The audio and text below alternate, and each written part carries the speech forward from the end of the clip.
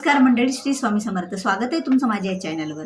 तर स्वामी भक्तांनो, बघता बघता हुताशनी पौर्णिमा म्हणजेच होळी पौर्णिमा जवळ आलेली आहे.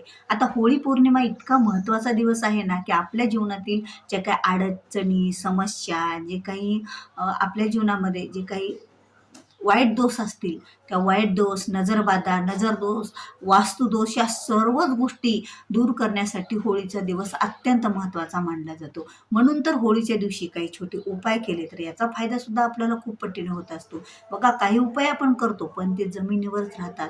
पण ज्यावेळेला होळीमध्ये काही वस्तू टाकून आपण उपाय करतो ना, तर त्यामुळे आपल्या जीवनातील एवढ्या वाईट ज्या काही गोष्टी असतात त्या संपत असतात. कारण होळी ही वाईटावर सत्याचा विजय प्राप्त करणारीच होळी आहे.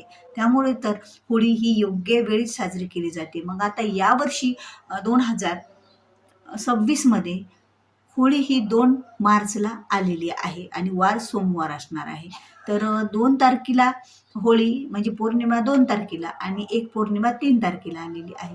तर होळी कधी साजरी करायची आहे? तर होळी ही आपल्याला 2 तारखेला साजरी करायची आहे आणि याच दिवशी चंद्रग्रहण पण आलेलं आहे. पण चंद्रग्रहण हे बऱ्याच ठिकाणी दिसणार नाही, भारतात दिसणार नाही. त्यामुळे भारतातील लोकाला याचा जे काही चंद्रग्रहणाचे काही नियम असतील, वेद असतील, ते पाळण्याची गरजच भासणार नाही. यामुळे आपण ते त्याच्या म्हणजे ग्रहण आपल्याला लागूच नाही. त्यामुळे आपल्याला ग्रहणाचे काही नियम पण नाही आहेत. त्यामुळे ग्रहणाचा काळ आपल्याला काहीच गरज नाही, की ग्रहण जरी असले तरी आपण होळी साजरी करू शकतो. तर होळी 2 दिवसाची आलेली आहे. आता 1, 2 आणि 3 तारखेला. आता 2 तारखेला सायंकाळी 5:35 पौर्णिमा सुरुवात होणार आहे. तर तीच पौर्णिमा 3 तारखेला वार मंगळवार, मार्च महिन्यामध्ये 3 तारीख वार मंगळवार. तर या दिवशी सायंकाळी 5:31 पौर्णिमा असणार आहे. तर या 23 तास 56 मिनिटात एवढ्या मिनिटामध्ये आपल्याला होळी साजरी करायची आहे, एवढ्या वेळेमध्ये. तर त्याच्यासाठीचा शुभमुहूर्त कोणता आहे आणि होळी कधी साजरी करायची आहे? तर बघा, ही होळी आपल्याला 2 तारखेला सायंकाळी साजरी करायची आहे. कारण आपल्याला ग्रहणाशी, चंद्रग्रहणाशी कुठलाही संबंध राहणार नाही. त्यामुळे 2 तारखेला सायंकाळी तेही 5:35 नंतरच आपल्याला होळी साजरी करायची आहे. कारण पौर्णिमाच लागली नाही तर होळी पौर्णिमा आपण कशी साजरी करणार? कारण पौर्णिमा ही फाल्गुन महिन्यातल्या पौर्णिमेला साजरी केली जाते होळी. त्यामुळे पौर्णिमाच लागत नाही तर आपण होळी कशी साजरी करणार? मग पौर्णिमा लागल्याच्या नंतर 5 ते 10 मिनिटाच्या नंतर आपल्याला होळी ही साजरी करावी लागते, होळी पेटवावी लागते, त्याची पूजा करावी लागते. बघा, 2026 मध्ये एवढा संयोग जुळून आलेला आहे, की होळीच्या मध्ये जर आपण काही उपाय केले तर आपल्याला त्या उपायाचा सुद्धा खूप फायदा होत असतो. तर आता होळीचे उपाय कोणते बघा? तर आता पहिला उपाय म्हणजे ज्यावेळेला आपण होळी साजरी करणार आहोत, त्यावेळेला आपल्याला होळीमध्ये काही वस्तूसुद्धा टाकायच्या असतात. आता बघा, आपण म्हणतो की आपण होळीची पूजा करतो. तर होळीची पूजा तर आपण करतच असतो. हळदी, कुंकू, अक्षदा, गंध, फुले आणि पुरणाचा नैवेद्य, त्याचबरोबर एखादा नारळ, त्याचबरोबर आपण पुरणाचे 2 इच्चू करून मध्ये टाकत असतात. म्हणजे 2 इच्चूसारखे आकार बनवून मध्ये टाकतात, खोबरंसुद्धा टाकतात, पैसासुद्धा टाकतात आणि एक खोबरं असं असतं ना, की एक शाबीत नारळ टाकून ते बाहेर सुद्धा काढलं जातं. म्हणजे त्याच्या मागची एक मान्यता अशी आहे, की किंवा खोबरं सुद्धा टाकायचं असतं आणि लगेच बाहेर काढायचं असतं. का काढायचं असतं? तर बघा, ज्यावेळेला भक्त प्रल्हाद हे होलिका नावाची त्यांची आत्या होती. भक्त प्रल्हाद तुम्हाला जवळपास सर्वांनाच माहीत आहे. वेगळं काही नाही, पण मी थोडक्यात सांगते. भक्त प्रल्हाद हे विष्णू भक्त होते आणि त्यांचा जन्म हा राक्षस वंशामध्ये झाला होता. त्यांच्या वडिलांचं नाव हिरण्यकश्यप होतं. ते पण राक्षस प्रवृत्तीचे होते. पण भक्त प्रल्हाद सतत श्री विष्णूंचं नामस्मरण करत राहायचे. त्यांचे गुरु हे नारद मुनी होते. पण हे त्याच्या वडिलाला आवडायचं नाही, की राक्षस कुळात असून सुद्धा देवाचं नामस्मरण करतो. त्यामुळे त्यांना कित्येक वेळा जीव मारण्याचा प्रयत्न सुद्धा हिरण्यकश्यपनं केला होता. पण ज्यावेळी प्रयत्न केला, सगळे त्यांचे प्रयत्न निष्फळ झाले आणि तेवढ्या सगळ्या गोष्टीतून सुटका भक्त प्रल्हादाची झाली. शेवटीला भक्त प्रल्हादाची जी आत्या होती, हिरण्यकश्यपची बहीण, तिने भक्त प्रल्हादाला मांडीवर घेतलं आणि तिला असं वरदान मिळालेलं होतं, की तिला अग्नी जाळू शकत नव्हता. आता अग्नी तिला जाळू शकत नव्हता, तर तिला वाटलं आपण भक्त प्रल्हादाला मांडलीवर घ्यावं, स्वतःला अग्नी लावून घ्यावा, कारण अग्नी तर आपल्याला काही करू शकणार नाही, पण भक्त प्रल्हाद हा त्याला काहीतरी होईलच, अशा हेतूने तिने भक्त प्रल्हादला मांडीवर घेतला, अग्नी लावून घेतला. पण असं झालं ना की त्याच्या तोंडातून सतत नामस्मरण होतं भक्त प्रल्हादाच्या. त्यांच्या तोंडातून श्री विष्णूचं नारायण नारायण नारायण, म्हणजे देव तारे त्याला कोण मारे, देवाची भक्ती एवढी काही तारत असते.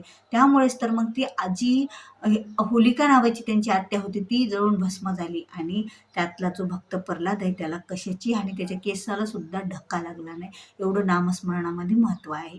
त्यामुळे काय केलं असतं, होळी ही पेटवली जाते, पण त्यामध्ये जो नारळाचा तुकडा किंवा नारळ टाकलं जातं ते बाहेर काढलं जातं भक्त प्रल्हाद म्हणून, आणि तो आपल्या घरातील सर्वांनीच प्रसाद म्हणून तो खाल्ला जात असतो.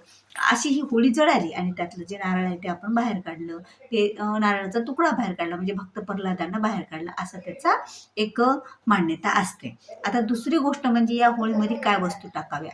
आता जी पूजेचे साहित्य तर सोडून दुसऱ्या वस्तू सुद्धा उपाय आपल्याला करायचे असतात. तर होळीमध्ये आपल्याला ह्या एवढ्या वस्तू टाकायच्या आहेत. पहिली गोष्ट म्हणजे होळीमध्ये आपल्याला गोमती चक्र टाकायचे आहे 7.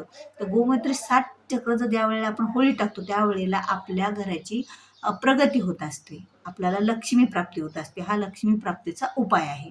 आता दुसरी वस्तू म्हणजे आपल्याला होळीमध्ये आणखीन एक वस्तू टाकायची आहे, ती म्हणजे आपल्या जीवनातली इडापिडा बाहेर जाण्यासाठी, आपलं जीवन सुरळीत चालण्यासाठी, आपल्या जीवनातल्या आयुष्यातल्या अडचणी दूर होण्यासाठी, मग त्या शारीरिक असो, मानसिक असो किंवा भौतिक असो किंवा आजूबाजूच्या कुठल्याही अडचणी असो, तर त्या अडचणी दूर होण्यासाठी आपल्याला ही एक वस्तू होळीमध्ये टाकायची आहे.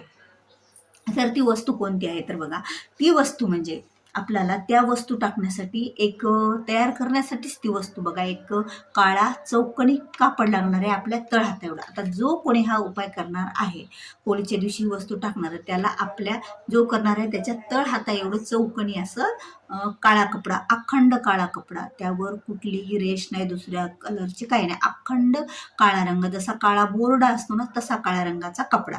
त्या कपड्यामध्ये आपल्याला आपल्या मुठीत बसतील तेवढे तीळ, आता ज्या वेळेला आपण कोणते तीळ तर आपल्याला काळे तीळ घ्यायचे आहेत. काळे तीळ असे टाकायचे हातावर, अशी मूठ बांधायची. आता ही मूठ बांधली, जेवढे या मुठीमध्ये तीळ बसते तेवढे त्या कपड्यावर असे टाकायचे आणि तो कपडा बांधायचा, त्याची गाठ बांधायची आणि तो गाठोडा आपल्या सोबत होळीच्या दिवशी सकाळपासून ते होळी पेटेपर्यंत ठेवायचं. ज्या वेळेला तुम्ही होळीची पूजा करणार आहात, होळीची पूजा केली तुम्ही, होळीची पूजा झाल्याच्या नंतर नैवेद्य अर्पण केला, सगळं काही झालं, त्यानंतर हा उपाय करायचा असतो. कारण होळीची पूजा अगोदर सर्व व्यवस्थित करून घ्यायची आणि उपाय नंतर करायचे असतात. तर नंतर आपल्याला ते गाठोडं आपल्याला त्या होळीमध्ये टाकून द्यायचं, जे तुम्ही जवळ ठेवलेलं आहे ते आठवडं जवळ होळीत टाकून द्यायचं, होळीला प्रार्थना करायची. यामुळे तुमच्या ज्या शारीरिक व्याधी असतील, ज्या तुमच्या मानसिक व्याधी असतील, जे काही जीवनातले तुमच्या कष्ट असतील, संकट असतील, विघ्न असतील, ते सर्व त्या होळीमध्ये जळून भस्म होत असतात. म्हणून हा उपाय आणि ही वस्तू खरंच होळीमध्ये आपल्याला टाकायची आहे. यामुळे आपल्या आयुष्यातल्या अनेक अनेक अडचणी अशा दूर होणार आहेत.